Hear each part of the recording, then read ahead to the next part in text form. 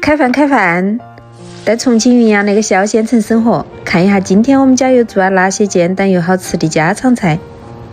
先来泡点干豌豆，煮个豌豆酸萝卜滑肉汤，加开水给它浸泡2-3个小时。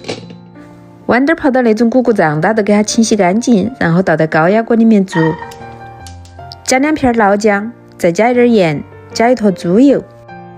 水不需要加太多的，没过豌豆一只都行。高压锅上气，计时压12分钟。瘦肉切成薄片，调味加盐、松鲜鲜、花椒面、葱姜末，抓拌均匀的给它腌制5分钟。要想做出来的水滑肉不分汤，一定要买那种正宗的农家红苕粉。粉和肉的比例可以根据个人的口味调整，我一般都是一半一半。先少量多次的加冷水，把红苕粉里面的颗粒滑实，然后下手搓一下，全部给它搓成那种细绵绵。再加开水，相当于给粉打一个熟芡，做的时候都不得混汤。多给它抓一下，让每一片肉上都均匀的裹上粉浆。锅里加一坨猪油，油烧热了，加几片生姜爆香，再加入开水。9块9 3袋的那种毛葛酸萝卜，拿一袋用它来煮汤正合适。熬几会儿钟，酸萝卜的酸香味煮出来了，都往里面下滑肉，全部下锅大，不要着急翻动，盖上盖子给它焖煮2分钟。等它煮定行了，再用锅铲轻轻推一下，避免粘锅。豌豆煮好了，等它自然泄气了再开盖，然后用锅铲压一下，煮出来的汤更浓郁一些。再和汤和水的一起倒到滑肉里面，煮个3到5分钟。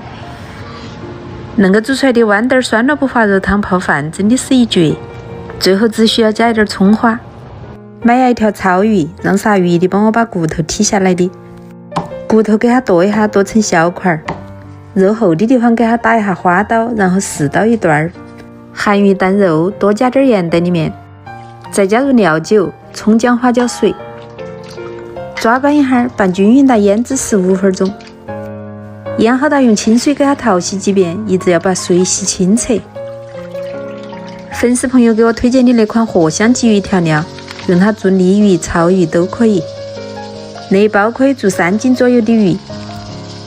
加一勺红苕粉在里面，多拌一下，给它充分拌均匀。然后把鱼头、鱼骨摆在盘子的下面，鱼块儿都均匀的给它摆在上头。加一坨猪油在上头，都放在锅里来蒸，水开计时，蒸12到15分钟。能够蒸出来的鱼满无飘香的，而且又特别嫩。再给它撒一把葱花，干辣子干花椒用热油炝香的给它泼在上面。素菜今天炒的一个蒜蓉空心菜，米饭是用砂锅焖的。吃饭哒！